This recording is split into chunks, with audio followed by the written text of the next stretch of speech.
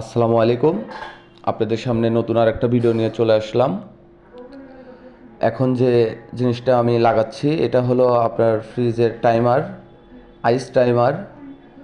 এটা আইস হয়ে গেলে অটোমেটিকই আপনার এসিটা বন্ধ করে দিবে।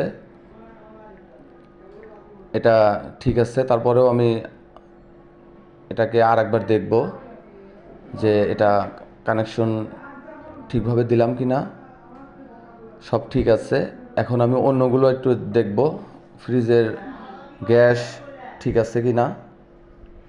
এটা দিয়ে যে গোল ঠান্ডা হয় দেখতে পাচ্ছেন, তা গ্যাস একটু কম থাকার কারণে নতুন করে আবার একটু গ্যাস দিয়ে দেব। গ্যাস দিচ্ছি, দেখতেই পাচ্ছেন।